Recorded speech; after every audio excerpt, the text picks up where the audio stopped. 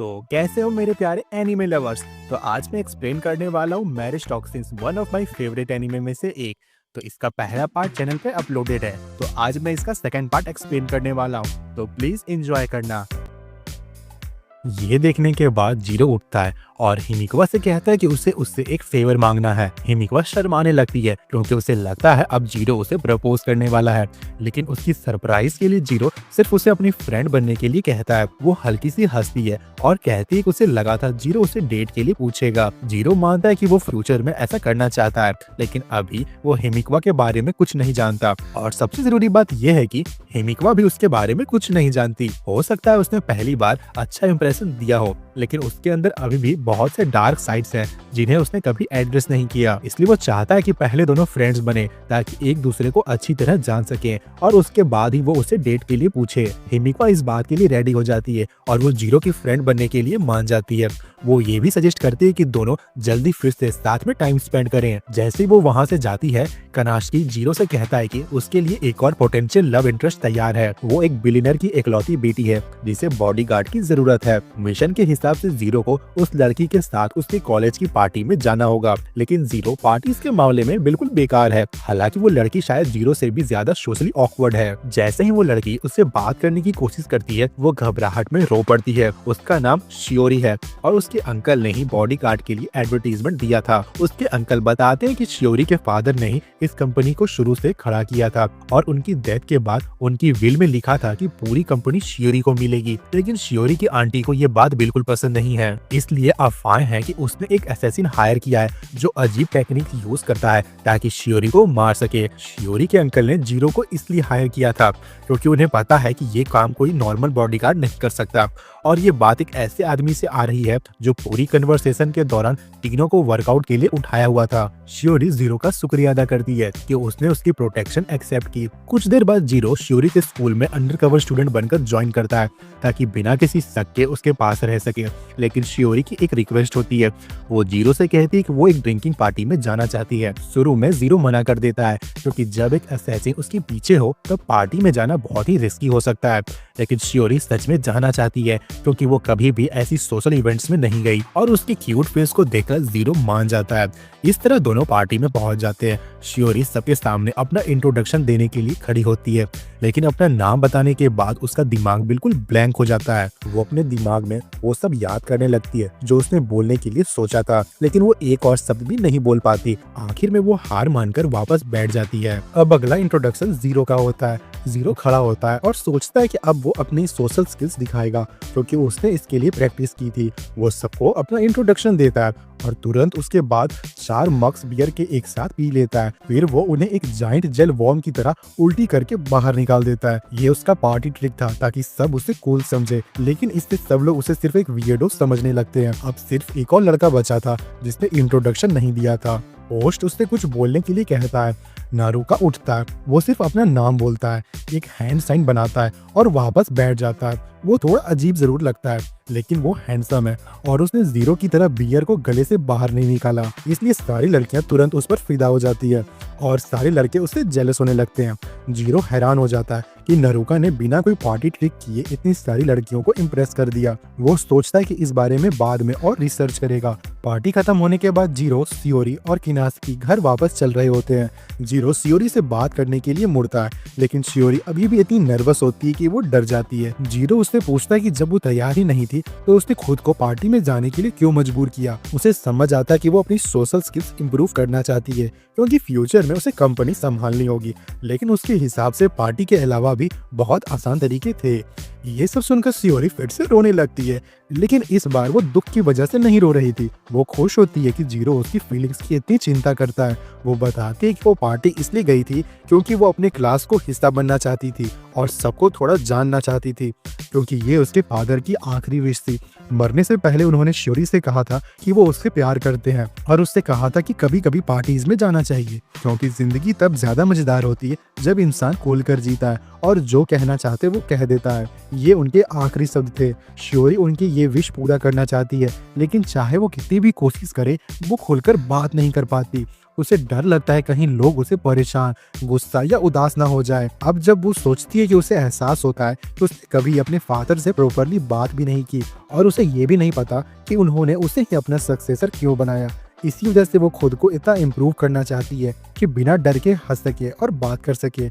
Zero उसकी बात को समझ सकता है, लेकिन वो उसे याद दिलाता है कि अभी एक असैसिन उसके पीछे पड़ा हुआ है, इसलिए उसे अपनी जान को इतना रिस्क में नहीं डालना चाहिए। लेकिन अगर शियोरी कहीं भी जाना चाहे तो जीरो उसे नहीं रोकेगा, क्योंकि उसका काम शियोरी को सेफ रखना है और वो वही करेगा। इसी बीच एक पोल के ऊपर नारुतो जीरो और शियोरी पर नजर रखे होता है। वो अपने बॉस को रिपोर्ट करता है कि शियोरी का असैसिनेशन करना उसकी सोच से ज्यादा मुश्किल होगा, क्योंकि उसका बॉडीगार्ड काफी स्किल्ड लगता है। बाद में नारुतो एक बिल्डिंग की छत पर शियोरी की आंट फूडा के साथ दिखाई देता है। फूडा उसे मसाज दे रही होती है, साथ ही वो कंप्लेन कर रही होती है कि इतना पैसा देने के बाद भी नारुतो को काम खत्म करने में इतना टाइम क्यों लग रहा है, और तुम सोच रहे हो कि कंप्लेन करते हुए भी फूडा नारुतो को मसाज क्यों दे रही है। तो उसका रीजन ये है कि नारुतो की एबिलिटी कुछ कंडीशंस के अंदर लोगों को हिप्नोटाइज कर सकती है, और भले ही फूडा के बॉडीगार्ड्स को पता है कि नारुतो ने उसके साथ कुछ किया है, लेकिन उन्हें अच्छी तरह पता है कि वो नारुतो को रोकने लायक स्ट्रॉन्ग नहीं है, इसलिए वो सिर्फ सब कुछ होते हुए देखते रहते हैं, क्योंकि नारुतो अभी भी फूडा की रिक्वेस्ट पूरी करके शियोरी को मारना चाहता था। 3 दिन बाद शियोरी की तरफ जीरो और कनास्की उसके साथ क्लास अटेंड कर रहे होते हैं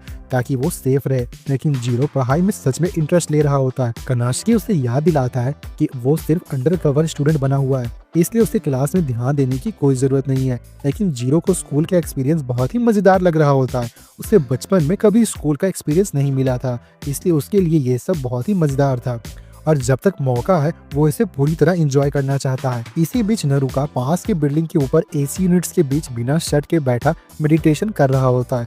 वो बहुत ही गहरी सांस लेता है और फिर एक आवाज निकालता है जो आसपास हर चीज को वाइब्रेट करना शुरू कर देती है। ये वाइब्रेशन इतनी पावरफुल होती है कि मेटल तक क्रैक होने लगते हैं।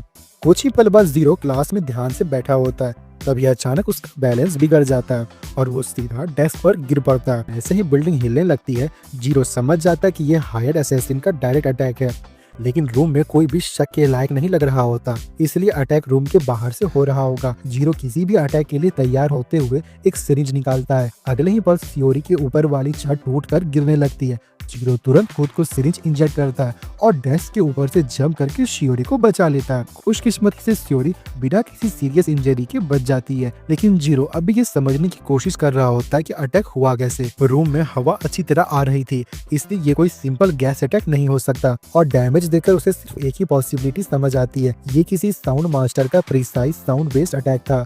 दूसरी तरफ नारुतो भी देख लेता है कि उसके साउंड वेव्स के बावजूद जीरो ने सिचुएशन को कितनी अच्छी तरह हैंडल किया, इसलिए वो समझ जाता है कि जीरो भी एक मास्टर है।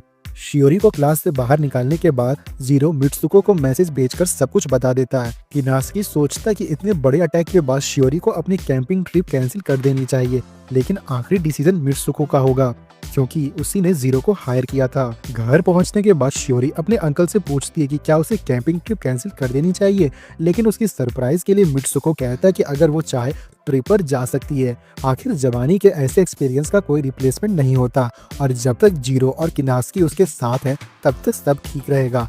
ये सुनकर शियोरी बहुत ही खुश हो जाती है। फिर वो ट्रिप के लिए अपना सारा सामान पैक कर लेती है, लेकिन जैसे ही वो घर से बाहर निकलती है हमें मित्सुको की आंखें दिखाई देती है, और तब पता चलता कि नारुतो ने उसे हिप्नोटाइज कर दिया था। उसने मित्सुको से झूठ बुलवाया ताकि शियोरी ट्रिप पर चली जाए और उसके लिए इजी टारगेट बन सके। जीरो को इस ट्रिप से कोई खास प्रॉब्लम नहीं होती, क्योंकि अगर शियोरी घर पर भी रहती तब भी उसकी सेफ्टी की गारंटी नहीं दी जा सकती थी। उसे पूरी तरह सेफ रखने का सिर्फ एक ही तरीका था, और वो था सीधा थ्रेट को खत्म कर देना, यानी उस साउंड मास्टर को हरा देना। लेकिन प्रॉब्लम ये थी कि जीरो को नहीं पता था कि साउंड मास्टर आखिर है कौन, और ना ही ये पता था कि वो कब अटैक करेगा। इसी वजह से सब कुछ और मुश्किल हो गया था। अच्छी बात ये थी कि इस दौरान जीरो और शियोरी काफी क्लोज आ गए थे, लेकिन फिर भी जब शियोरी उसके शोल्डर पर सो जाती है तो जीरो घबरा जाता है। इसी बीच बस के पिछले हिस्से में नारुतो क्लास की सारी लड़कियों को हिप्नोटाइज करके अपने ऊपर फिदा कर चुका होता है। उसके चेहरे पर बड़ी सी स्माइल होती है। सब कुछ उसकी प्लानिंग के हिसाब से चल रहा होता है।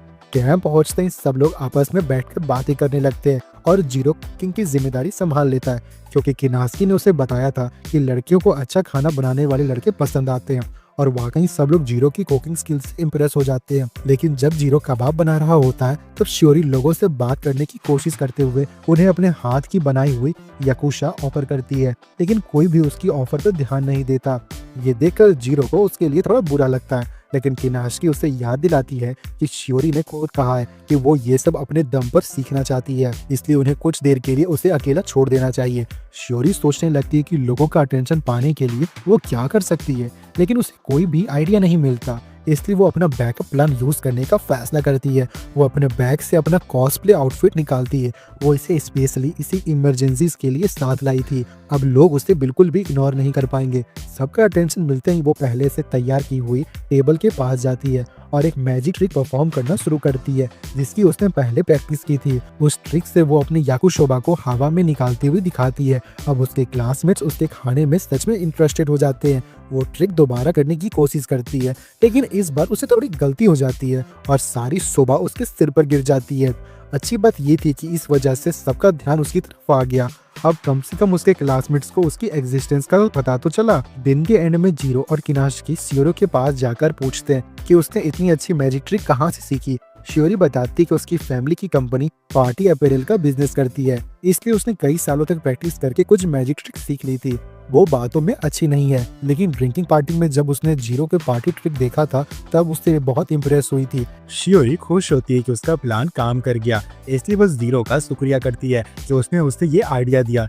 ये सुनकर जीरो हल्का शर्मा जाता है। तभी ग्रुप लीडर सबसे पूछता है कि क्या उन्हें यहाँ के कर्ज के बारे में सुना है। उसके मुताबिक पहले इस जगह एक गांव हुआ करता था और गांव वाले वर्ल्ड वॉर सेकेंड तक अपने लोकल डीटी को ऑफरिंग चढ़ाते थे। हर 2 साल जब भी क्रॉप्स फेल हो जाती थी तब गांव वाले सबसे छोटे बच्चे को चूदते थे और उसे इस श्राइन में बंद कर देते थे, जहाँ एक मॉन्स्टर आकर उसे खा जाता था। वार के बाद गाँव वालों ने ये रिवाज छोड़ दिया, लेकिन उसके बाद लगातार नेचुरल डिजास्टर होने लगे। पहले यहाँ 1000 से भी ज्यादा लोग रहते थे, लेकिन अब ये जगह पूरा सुनसान हो चुका है और अफवाह ये भी है कि मॉन्स्टर लॉर्ड कैलेंडर अपनी अगली ऑफरिंग का इंतजार कर रहा है।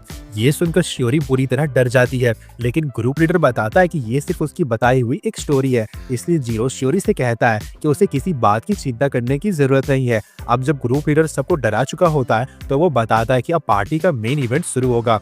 इसका नाम टेस्ट ऑफ करेज है, जो गाँव के जंगल से होकर गुजरता है। बहुत सी लड़कियां एक्साइटेड हो जाती है क्योंकि उन्हें लगता है कि ये नरुको के करीब आने का अच्छा मौका है, लेकिन फिर उन्हें याद आता है कि काफी देर से नरुको दिख नहीं रहा।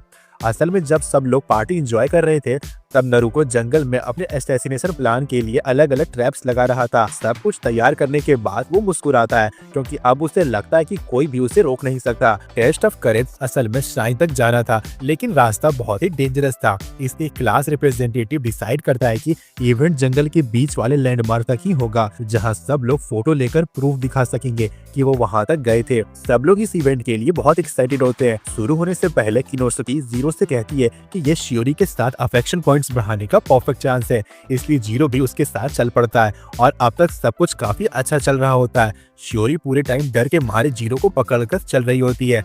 वो उससे माफी मांगती है कि वो उसके लिए इतनी बड़ी बर्डन बन गई है। उसके हिसाब से अगर वो घर पर ही रहती तो जीरो का काम बहुत ही आसान होता, लेकिन जीरो कहता है कि उसे कोई खास फर्क नहीं पड़ता। कम से कम यहाँ उन्हें अंदाजा है कि असैसिनेशन कहाँ अटैक करेगा, इसलिए उसके अटैक का जवाब देना आसान होगा। जीरो शियोरी से कहता है कि वो ट्रिप को जितना हो सके एंजॉय करे, क्योंकि वो यकीन दिलाता है कि उसके होते हुए उसे कुछ भी नहीं होगा। ये सुनकर शियोरी खुश हो जाती है। आखिर में दोनों फोटो स्टैंड तक पहुंच जाते हैं। जीरो क्लास रिप्रेजेंटेटिव का दिया हुआ सेल्फी स्टिक निकालता है ताकि दोनों साथ में फोटो ले सके, लेकिन उसने पहले कभी सेल्फी स्टिक यूज नहीं की थी, इसलिए शियोरी खुद फोटो लेने की ऑफर करती है और दोनों एक अच्छी सी फोटो ले लेते हैं। लेकिन जब शियोरी फोटो क्लिक करती है तब जीरो की जगह एक बिना चेहरे का अजीब सा ब्लॉब दिखाई देता है और जीरो कहीं नजर ही नहीं आता। ये देखकर शियोरी जंगल में जीरो को ढूंढने के लिए भाग पड़ती है। थोड़ी देर बाद उसे जीरो जैसा कोई दिखाई देता है, लेकिन वो असली जीरो नहीं होता और जो भी वो चीज होती है वो उसका पीछा करने लगती है। शियोरी जान बचाने के लिए भागते भागते पहाड़ के ऊपर बने श्रिन में घुस जाती है। शुरू में उसे लगता है कि ये एक सेफ जगह है, लेकिन जल्दी ही वो एक नोज से लटकता हुआ दिखती है और जो चीज बाहर थी वो अब अंदर आ चुकी होती है। वो धीरे धीरे शियोरी की तरफ बढ़ने लगती है। डर के मारे शियोरी बिल्कुल हिल नहीं पाती। फिर जब रोशनी उस फिगर पर पड़ती है तो उसे लगता है कि वो उसके फादर हैं, वही फादर जिन्हें उसने अपनी डेथ बेड पर मरते देखा था। ये देखकर उसे समझ जाना चाहिए था कि ये एक ट्रिक है, लेकिन वो इतनी घबरा चुकी होती है कि सीधा सच बोल नहीं पाती, इसलिए वो मान लेती है कि वो सच में उसके फादर हैं। वो उनसे पूछती है कि उन्होंने उस जैसे इंसान को अपना सक्सेसर क्यों बनाया। तभी असली मेंटल हॉरर शुरू होता है, क्योंकि अब इम्पोस्टर उस पर चिल्लाने लगता है।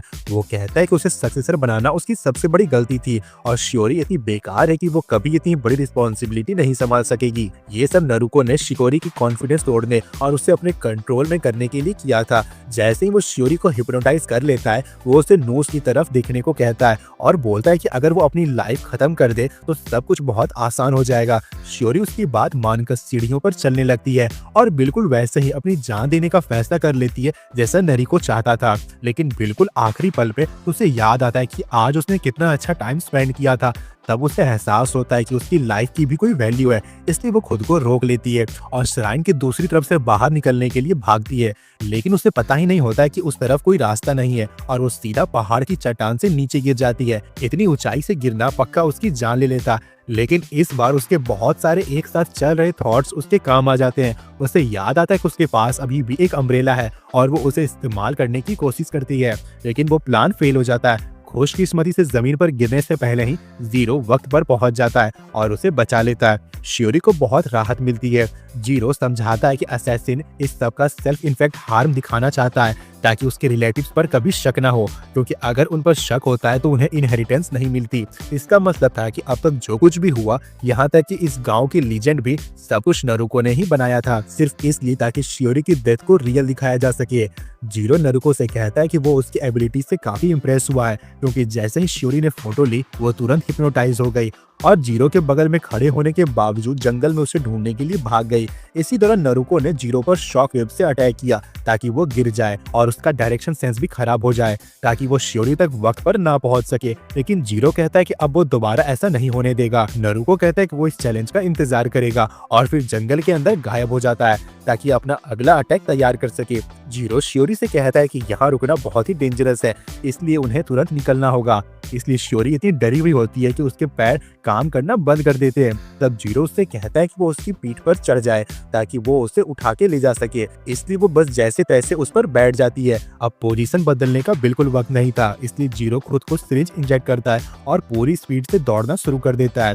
कुछ ही देर बाद नारुको अपनी एबिलिटी एक्टिवेट करता है, जिससे पूरी जंगल में घनी साउंड वेव्स फैलने लगती है जो लोग के दिमाग को मैनिपुलेट करने के लिए बनाई गई थी। और ये सब करते हुए वो आराम से एक मसाज चेयर पर बैठा होता है। वो जीरो की पॉइजन बूस्ट एबिलिटी से काफी इंप्रेस होता है, लेकिन उसे पूरा यकीन होता है कि जीत उसी की होगी, क्योंकि उसकी साउंड वेव्स पूरे पहाड़ में कहीं भी पहुंच सकती हैं।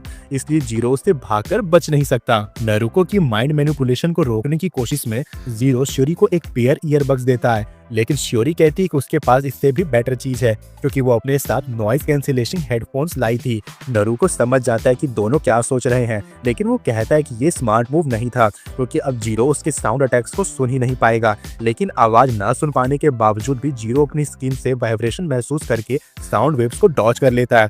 ये देखकर नारुको थोड़ा हैरान हो जाता है, क्योंकि उसने कभी एक्सपेक्ट ही नहीं किया था कि जीरो ऐसा भी कर सकता है। लेकिन उसके हिसाब से इसे कोई फर्क नहीं पड़ता, क्योंकि नॉइज कैंसिलेशन हेडफोन्स उसकी प्रिसाइज साउंड वेव्स के सामने बेकार हैं। वो आसानी से उन्हें पार कर लेता है और दोबारा शियोरी के दिमाग में घुसकर उसे कंट्रोल कर लेता है। अचानक शियोरी जीरो के कंधे से कूद जाती है और अकेले ही जंगल की तरफ दौड़ पड़ती है। नारुको अपनी पावर से उसके सामने उनके अंकल का इल्यूजन दिखाता है, जो उससे कहते हैं कि वो उसके लिए सिर्फ एक बर्डन थी और उसकी जिंदगी में कोई भी वैल्यू नहीं है और अगर वो मर जाए तो उसके अंकल ज्यादा खुश होंगे। लेकिन जीरो उस इल्यूजन को तोड़ देता है और शियोरी को याद दिलाता है कि सब कुछ झूठ है। उसके अंकल ने जीरो को हायर करने के पहले बहुत सारे बॉडीगार्ड कैंडिडेट का इंटरव्यू लिया था, क्योंकि वो सच में चाहते थे कि शियोरी पूरी तरह सेफ रहे। उन्हें सिर्फ इसलिए जीरो को हायर किया क्योंकि उन्होंने हिमिकवा का रिव्यू देखा था, जिसमें उसने बताया था कि जीरो ने उसकी जान बचाई थी। अगर उन्हें शियोरी की परवाह ना होती तो वो इतनी मेहनत कभी नहीं करते। शियोरी को समझ आ जाता है कि जीरो सही कह रहा है और वो नारुको के इल्यूजन से बाहर आ जाती है। इसलिए जीरो मजबूरी में शियोरी को सीडेट कर देता है। इसलिए नरुको का प्लान काफी हद तक फेल हो जाता है क्योंकि बेहोश शियोरी को हिप्नोटाइज करना मुमकिन नहीं था। लेकिन नरुको के पास अभी भी बहुत सारे ट्रिक्स बचे हुए थे, इसलिए वो अभी भी हार नहीं मानता। नरुको की ब्रेन वॉशिंग टेक्निक्स किसी इंसान की पुरानी ट्रॉमेटिक मेमोरीज और इमोशंस को बाहर निकालकर उन्हें और ज्यादा बढ़ा देती है, जिससे उस इंसान का रियलिटी को समझने का सेंस धुंधला हो जाता है। इस टेक्निक का यूज उसने शियोरी के अंकल को ट्रिप के लिए मनाने में किया था। शियोरी के अंदर भी बहुत सी इनसिक्योरिटीज थी जिनका फायदा नरुको उठाना चाहता था, लेकिन जीरो उससे ऐसा करने नहीं देगा। इसी वक्त किनोशुकी सड़क पर जीरो और शियोरी को ढूंढ रही होती है क्योंकि उन्हें अब तक वापस आ जाना चाहिए था। तभी अचानक जीरो झाड़ियों में से बाहर आता है और शियोरी उसके साथ छिपी हुई होती है। ये देखकर किनोशुकी कुछ पल के लिए समझ ही नहीं पाती कि वो क्या देख रही है, क्योंकि उसने कभी नहीं सोचा था कि दोनों इतनी जल्दी इतने क्लोज हो जाएंगे। जीरो जब उसे पूरी बात समझाता है तब किनोशुकी को सब समझ में आ जाता है। फिर वो जीरो से पूछती है कि क्या वो ठीक है। जीरो मानता है कि उसने खुद को काफी पुश किया था, लेकिन अभी वो ज्यादा ठीक है। लेकिन उसके हिसाब से अभी सबसे जरूरी बात कुछ और है, नरुको अब भी शियोरी के पीछे आएगा। इसीलिए जीरो किनोशुकी से कहता है कि वो शियोरी को लेकर जितनी जल्दी हो सके गांव से बाहर निकल जाए। किनोशुकी पहले इस बात के लिए मान जाती है, लेकिन फिर उसे एहसास होता है कि ऐसा करने से वो खुद भी बहुत बड़े डेंजर में पड़ जाएगी। जीरो उससे चिंता न करने के लिए कहता है क्योंकि नरुको सबसे पहले उसी को टारगेट करेगा। आखिर जीरो ने उसके प्लान्स 2 बार फेल किए थे, इसलिए नरुको दोबारा शियोरी पर अटैक करने से पहले जीरो को ही खत्म करना चाहेगा। किनोशुकी जीरो को याद दिलाती है कि वो सिर्फ उसकी मैरिज एडवाइजर है, इस तरह के डेंजर सिचुएशंस के लिए उन्हें साइन अप नहीं किया था। लेकिन सिर्फ इस एक बार वो उसका साथ देने के लिए तैयार हो जाती है। लेकिन किनोशुकी और शियोरी के जाने से पहले जीरो उन्हें रुकने के लिए कहता है क्योंकि वो एक चीज चेक करना चाहता है। वो शियोरी के हेडफोन्स को खोलकर देखने लगता है और सच में उसके अंदर एक ट्रांसमीटर मिलता है जिससे शायद नरुको ने लगाया था ताकि शियोरी को ब्रेन वॉश करना उसके लिए और आसान हो जाए।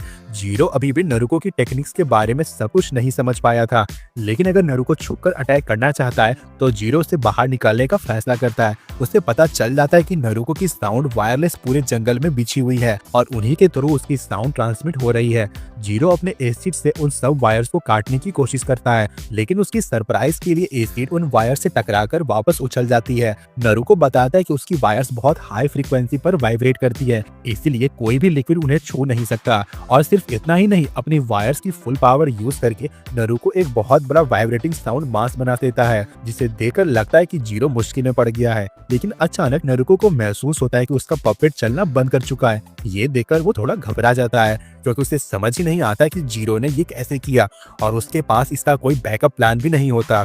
इसलिए वो तुरंत बाहर निकलकर अपनी वायर्स चेक करने जाता है, लेकिन उसकी सरप्राइज के लिए उसकी सारी वायर्स बिल्कुल ठीक होती हैं। असल में जीरो ने अपने बनाए हुए ग्रोथ केमिकल को आसपास के पेड़ों में इंजेक्ट कर दिया था, जिसकी वजह से नए ब्रांचेस सूख गए और उन ब्रांचेस ने नरुको की वायर्स की टेंशन बिगाड़ दी। इसलिए अब वो अपनी साउंड को एक्यूरेटली कंट्रोल नहीं कर पा रहा था। लेकिन इसके बाद भी नरुको हार नहीं मानता क्योंकि उसके पास शियोरी को मारने का एक और अलग प्लान अभी भी बाकी था और उसका प्लान ऑलरेडी शुरू हो चुका है क्योंकि उसने क्लास के दूसरे स्टूडेंट्स के दिल में बैठे डर का फायदा पहले ही उठा लिया था। ये सुनते ही जीरो को समझ आ जाता है कि शियोरी और किनोसुकी शायद खतरे में है। इसी बीच कैंप में किनोसुकी और शियोरी बाकी सबके साथ दोबारा मिल जाते हैं, लेकिन वहां पहुंचते ही उन्हें पता चलता है कि सब लोग बात कर रहे हैं कि रोड अजीब तरीके से टूट चुकी है, इसलिए वहां से बाहर निकलने का कोई रास्ता नहीं है। और उनकी नजर उस जाइंट पपेट पर भी पड़ती है जो नरुको ने बनाया था। नरुको की हिप्नोसिस के साथ मिलकर ये सबको यकीन दिला देता है कि गांव का कर्ज सच में रियल है। इसी वजह से घबराहट में सब डिसाइड करते हैं कि अगर जिंदा रहना है तो एक ऑफरिंग देनी पड़ेगी और उसके लिए यहाँ सबसे छोटे इंसान को मरना होगा, जो कि शियोरी है। शियोरी और किनोसुकी भागने लगते हैं, लेकिन नरुको कहता है कि सिर्फ वक्त की बात है जब स्टूडेंट्स उसे पकड़कर मार देंगे। जीरो तब तक उन्हें रोक नहीं पाएगा जब तक वो नरुको को पार नहीं कर लेता। और साफ बात यह है कि जीरो ने नरुको के जाइंट पपेट को रोक दिया था, लेकिन नरुको ने कभी नहीं कहा था कि वही उसका सिर्फ एक फाइटिंग मेथड था। फिर वो अपने हाथ बहुत तेज स्पीड से वाइब्रेट करना शुरू करता है।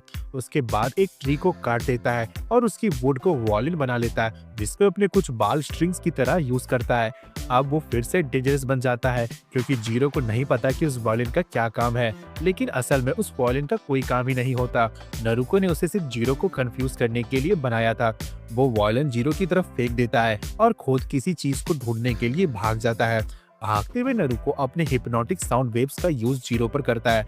वो उसे समझाने की कोशिश करता है कि शियोरी के लिए यही मर जाना ही बेहतर है, क्योंकि उसकी लाइफ आगे सिर्फ मुश्किल होने वाली है। नरुको कहता है कि उसने अपनी जिंदगी में देखा है कि एक वीक इंसान अगर स्ट्रॉन्ग लोगों की दुनिया में घुसता है तो उसका अंजाम सिर्फ ट्रेजेडी होता है। इसलिए अगर शियोरी शियो बनने का सपना छोड़ दे तो उसकी जिंदगी ज्यादा खुश रहेगी और ये सब खत्म हो जाएगा। लेकिन नरुको की बात सुनने के बाद जीरो सिर्फ उससे पूछता है कि क्या वो इस बात से डर रहा है कि शियोरी उसके सोच को गलत साबित कर देगी। आखिर उसने अपनी एबिलिटी यूज करके शियोरी के सबसे गहरे और अंधेरे ट्रॉमास को बाहर निकाला था। फिर भी शियोरी ने उन सब पर अपने दम पर काबू पा लिया और इसी बात ने उसे नरुको और जीरो जैसे लोगों से भी ज्यादा स्ट्रांग बना दिया, जिन्हें उनके फैमिलीज ने मजबूरी में स्ट्रांग बनाया था। तभी नरुको को वो चीज मिल जाती है जिसे वो ढूंढ रहा था। वो पूरी स्पीड से उसकी तरफ दौड़ पड़ता है। वो चीज फाइट इनसाइड नाम का कंपाउंड होता है। ये एक हीलिंग कंपाउंड है जो ट्रीज हवा में रिलीज करता है। साउंड मास्टर टेक्निक्स जीरो जैसे इंसान के against hand to hand combat के लिए सूटेड नहीं है। इसलिए नरुको को जीतने के लिए अपनी बॉडी को बिल्कुल परफेक्ट कंडीशन में लाना जरूरी है और इसी काम के लिए फाइट इनसाइड कंपाउंड यूज होता है। अब उसे बस गहरी सांस लेकर इसे इनहेल करना है। उसके बाद वो इतनी पावरफुल सोनिक वेव बना पाएगा जो जीरो को हरा देगी। लेकिन जैसे ही नरुको सारा कंपाउंड इनहेल करता है उसकी नजर अचानक धुंधली होने लगती है। तब उसे समझ आता है कि जीरो ने फाइट इनसाइड के अंदर पॉइजन गैस मिला दी थी ताकि वो उसे इनहेल कर ले। नरुको तुरंत सोचता है और डिसाइड करता है कि वो एक ही बार में सारी पॉइजन गैस बाहर निकाल देगा ताकि उसका असर ना हो। लेकिन अब बहुत देर हो चुकी थी क्योंकि जीरो उसके पास पहुंच चुका था और उसके मुंह में वाटर एब्जॉर्बेंट पॉलीमर ठूस देता है, जिससे नरुको पॉइजन गैस बाहर निकाल ही नहीं पाता। उसके तुरंत बाद जीरो उसके पेट पर जोर का पंच मारता है और नरुको बेहोश हो जाता है। लेकिन सिर्फ नरुको के हारने से उनके हिप्नोसिस का इफेक्ट खत्म नहीं होता। इसलिए जीरो को यकीन होता है कि बाकी स्टूडेंट्स अभी भी शियोरी का शिकार कर रहे होंगे ताकि उसे सेक्रीफाइस कर सकें। इसी बीच स्टूडेंट्स वाकई शियोरी को ढूंढ रहे होते हैं, लेकिन शियोरी एक गिरे हुए लकड़ी के तने के पीछे बहुत अच्छी जगह छुप जाती है, इसलिए कोई भी उसे ढूंढ नहीं पाता। आखिरी में ग्रुप उसे ढूंढना छोड़ देता है। फिर वो डिसाइड करते हैं कि क्लास के दूसरे सबसे छोटे इंसान को सेक्रीफाइस कर दिया जाए, जो ये लड़की होती है। इसी वक्त किनोशिकी को गांव से बाहर जाने वाला एक रास्ता मिल जाता है। अब अगर वो दोनों मिलकर निकल जाए तो जिंदा बचकर बाहर जा सकते हैं, लेकिन शियोरी कहती है कि वो वापस जाना चाहती है। किनोशिकी कहता है कि ये पागलपन है क्योंकि कुछ देर पहले वो लोग उसे मारने की कोशिश कर रहे थे। लेकिन शियोरी कहती है कि अगर वो वापस नहीं गई तो सब लोग एक दूसरे को सेक्रीफाइस करना शुरू कर देंगे और ऐसा करना उन सबके दिल और दिमाग पर हमेशा के लिए गहरा असर छोड़ देगा। इसलिए वो उन्हें रोकना चाहती है और उनके पास एक प्लान भी है। इसी बीच पहाड़ी के ऊपर बाकी लोग आशवा को मॉन्स्टर के लिए सेक्रीफाइस करने वाले होते हैं, लेकिन जैसे ही वो उसका सर कुचलने वाले होते हैं शियोरी अचानक सामने आकर उन्हें रोकने के लिए कहती है। ग्रुप अभी भी पूरी तरह हिप्नोसिस में होता है, इसलिए सब उसकी तरफ दौड़ पड़ते हैं ताकि उसे ही सेक्रीफाइस कर सके। लेकिन शियोरी पहले ही इस सिचुएशन के लिए तैयार थी। वो अपनी कैंडल की फायर से एक मैजिक ट्रिक करती है और सबको यकीन दिलाती है कि वो एक विच है, उसके पास मॉन्स्टर को खत्म करने की पावर है।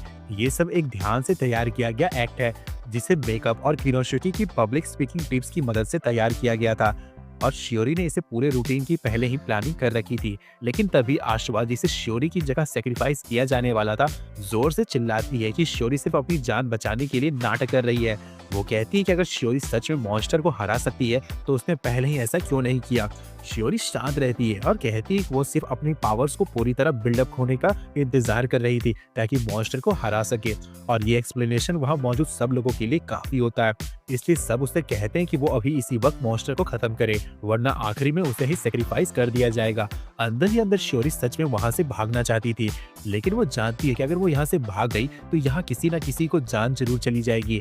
किनोशिकी उससे यकीन दिलाती है कि उसका प्लान जरूर काम करेगा। इसीलिए शियोरी पूरी तरह अपने कैरेक्टर में आ जाती है और एक ट्रिक का यूज करके मॉन्स्टर की तरफ फायरबॉल लॉन्च करती है। असल में शियोरी का फायरबॉल इतना पावरफुल नहीं था कि वो मॉन्स्टर को डिस्ट्रॉय कर सके, लेकिन इससे कोई फर्क नहीं पड़ता क्योंकि किनोशिकी पहले ही जीरो को पूरा प्लान बता चुका था। इसीलिए जीरो हवा में उछलकर मॉन्स्टर पर फ्लेमेबल गैस छोड़ने वाला था ताकि वो सच में आग पकड़ ले, और उन दोनों की मिलकर की गई कोशिश से जाइंट पूरी तरह आग में जल उठता है। उस मॉन्स्टर को जलते देखते ही सब लोगों की होश वापस आ जाती है अब सब लोग हैरान होते हैं और सोचने लगते कि कुछ देर पहले वो क्या कर रहे थे। लेकिन शियोरी बीच में बोल पड़ती है ताकि किसी को कुछ याद ना आए। वो कहती है कि वो कैंप फायर की दूसरी जगह शिफ्ट करना चाहती है। इसी बीच जंगल में नरुको आखिरकार जीरो के सामने अपनी हार मान लेता है। वो कहता है कि अब उसके पास कोई भी ट्रिक नहीं बची। जीरो उससे कहता है कि असल में नरुको उससे नहीं बल्कि शियोरी से हारा है, क्योंकि शियोरी ने अपनी कमजोरी पर जीत हासिल की और वही उसकी हार की असली वजह बनी। ये सुनते ही नरुको को अपना बचपन याद आ जाता है, जब उसके पिता ने उसे मजबूर किया था कि वो अपने बड़े भाई से मौत तक लड़े, सिर्फ इसलिए ताकि कमजोर भाई को खत्म किया जा सके। इसी वजह से नरुको को अपनी मर्जी के खिलाफ अपने बड़े भाई को मारना पड़ा था। तब से लेकर आज तक वो खुद को ये समझाता आ रहा है कि कमजोर लोगों को मार देना ही उन पर की गई एक दया है। वो जीरो को वहां से जाते हुए देखता है और उससे पूछता है कि क्या वो उसे खत्म नहीं करेगा, जबकि वो हार चुका है। लेकिन जीरो कहता है कि उसका ऐसा कोई इरादा नहीं है। वो समझाता है कि नरुको की ट्रेनिंग ने उसकी सोच को बुरी तरह बिगाड़ दिया है, क्योंकि जीरो भी बचपन में कुछ ऐसे ही ट्रेनिंग से गुजरा था। इसलिए वो नरुको से कहता है कि अगर वो सच में ठीक होना चाहता है तो उसे किसी ऐसे इंसान को ढूंढना चाहिए जिसे वो अपनी कमजोरी के बारे में खोलकर बात कर सके। कैंप में वापस सब लोग लगभग सब कुछ भूल चुके होते हैं और सब कैंप फायर के आसपास खुशी से वक्त बिता रहे होते हैं। जब शियोरी जीरो को आते हुए देखती है तो वो अपने बैग से उसके लिए लाया हुआ गिफ्ट निकालती है। वो जीरो की पसंदीदा मिक्स कैंडी का एक जंबो पैक होता है। ये देखकर जीरो की खुशी का ठिकाना ही नहीं रहता। उसके लिए ये उसकी जिंदगी का सबसे बेहतरीन गिफ्ट होता है। अगली सुबह सब लोग उठते हैं और सोचते हैं कि पिछली रात जो कुछ हुआ वो सिर्फ एक सपना था। सबको बस इतना याद रहता है कि उन्होंने शियोरी को एक विच कॉस्ट्यूम में देखा था, लेकिन शियोरी कहती है कि वो सब उनकी इमेजिनेशन थी। कुछ ही देर बाद शियोरी के अंकल कई हेलीकॉप्टर के साथ वहां पहुंच जाते हैं ताकि उसे और उसके क्लासमेट्स को वापस ले जा सके। सब लोग हेलीकॉप्टर में बैठकर वापस घर की तरफ निकल पड़ते हैं। रास्ते में शियोरी जीरो का हर चीज के लिए शुक्रिया अदा करती है। वो कहती है कि उसकी वजह से किसी की जान नहीं गई और उसके क्लासमेट्स को भी पिछली रात के बारे में कोई गिल्ट नहीं होगा। जीरो बताता है कि उसने बस सबको थोड़ा सा मेमोरी फिल्टर दे दिया था ताकि सबको लगे कि जो कुछ हुआ था वो सिर्फ एक सपना ही था, इसलिए उसके हिसाब से उसने कोई बड़ी बात नहीं की। लेकिन शियोरी फिर भी जीरो का शुक्रिया अदा करना चाहती है। वो अपना हाथ बढ़ाकर उसके सिर पर प्यार से सहलाती है। जीरो आदत ना होने की वजह से तुरंत पीछे हट जाता है और शियोरी से पूछता है कि वो क्या कर रही है। शियोरी कहती है कि उसे रिवॉर्ड के तौर पर हेडबैट देना चाहती है। जीरो इस बात से थोड़ा अनकंफर्टेबल लगता है, लेकिन किनोशिकी शियोरी से कहती है कि वो आगे बढ़े और उसके सिर को सहला ले, क्योंकि जीरो को कॉम्प्लीमेंट्स की आदत डालनी होगी। इसके बाद शियोरी पूरे रास्ते जीरो के सिर पर प्यार से हाथ फेरती रहती है और जीरो शर्म और खुशी के मिले जुले एहसास के साथ चुपचाप बैठा रहता है। इसी बीच शहर में शियोरी की आंट को नरुको का फोन आता है। नरुको बताता है कि वो ये कॉन्ट्रैक्ट पूरा नहीं कर पाया, इसलिए वो उसकी फीस वापस कर देगा। ये सुनकर शियोरी की आंट बहुत गुस्सा हो जाती है। उसने ऐसी सिचुएशन के लिए एक बैकअप असैसिन भी रखा था, लेकिन उसे उस पर बिल्कुल भरोसा नहीं था, क्योंकि वो देखने में बहुत ही फनी लगता था और बिल्कुल प्रोफेशनल असैसिन जैसा नहीं दिखता था। कुछ ही देर बाद शियोरी और बाकी सब उसकी आंट की बिल्डिंग पर पहुंच जाते हैं और जीरो बिना किसी दिक्कत के उस बोतल टैग डेडशॉट को बेहोश कर देता है। शियोरी की आंट पूछती है कि क्या तुम लोग मेरी जान लेने आए हो या मेरी दौलत के लिए आए हो, लेकिन शियोरी कहती है कि वो इन दोनों में से किसी भी वजह से नहीं आई है, बल्कि वो अपनी आंटी से रिक्वेस्ट करती है कि वो उसे ट्रेन करे। वो कहती है कि उसे पता है कि उसकी आंट ने उसके पापा के साथ मिलकर कंपनी खड़ी करने के लिए कितनी मेहनत की थी। अब वो भी उसकी लेगेसी के लायक बनना चाहती है। शियोरी की आंट समझ ही नहीं पाती कि शियोरी ये सब कैसे कह सकती है, जबकि उसने सबको मरवाने के लिए असैसिन भेजा था। लेकिन शियोरी कहती वो समझती है कि उसकी आंट ने ऐसा क्यों किया, क्योंकि उसकी आंट के लिए कंपनी किसी भी इंसान की जान से ज्यादा इम्पोर्टेंट थी। शियोरी के पापा की मौत से पहले उन्होंने अपनी बहन से मुलाकात की थी। उन्होंने कहा था कि हो सकता है वो शियोरी को कंपनी का सक्सेसर बनने का फैसले से सहमत ना हो, लेकिन अगर शियोरी खुद को एक लायक सक्सेसर साबित कर दे तो उसका हर मुमकिन तरीके से साथ दे। ये बात याद करके और शियोरी के जज्बे को देखकर उसकी आंट को एहसास होता है कि वो अब तक गलत थी और वो आज से शियोरी के साथ मिलकर काम करने के लिए मान जाती है। ये सुनकर शियोरी बहुत ही खुश हो जाती है। वो जीरो और किनोशिकी को खुशखबरी बताने के लिए मुड़ती है, लेकिन हैरानी की बात ये होती है कि दोनों वहां से पहले ही जा चुके होते हैं। इसी वक्त जीरो किनोशिकी को कंधे पर उठाए बिल्डिंग के साइड से नीचे स्लाइड कर रहा होता है। किनोशिकी उससे पूछता है क्या वो सच में बिना बताए ऐसे ही जाना चाहता है, क्योंकि उसने अभी तक शियोरी का कॉन्टेक्ट इन्फॉर्मेशन नहीं लिया। लेकिन जीरो उससे कहता है कि शियोरी के ऊपर पहले ही सीईओ बनने का बहुत बड़ी जिम्मेदारी है, इसलिए उसे उसके जैसे फैमिली में शादी करने का एक्स्ट्रा प्रेशर देने की जरूरत नहीं है। किनोशिकी उसकी बात समझ जाता है, लेकिन फिर भी कहता है कि उसे लगता था कि जीरो और शियोरी एक परफेक्ट मैच बन सकते हैं। पर हर रिलेशनशिप का हैप्पी एंडिंग होना जरूरी नहीं होता। लेकिन जैसे ही किनोशुकी जीरो के लिए किसी और लड़की के बारे में सोचने लगता है, तभी शियोरी मोटरसाइकिल पर उन दोनों के पास पहुंच जाती है। वो जीरो से रुकने के लिए कहती है क्योंकि अभी भी एक काम बाकी है जो वो उसके साथ करना चाहती है। फिर वो जीरो और किनोशुकी दोनों को अपने साथ ड्रिंकिंग पार्टी में चलने का इनविटेशन देती है। उस रात तीनों पार्क में साथ बैठकर ड्रिंक करते हैं।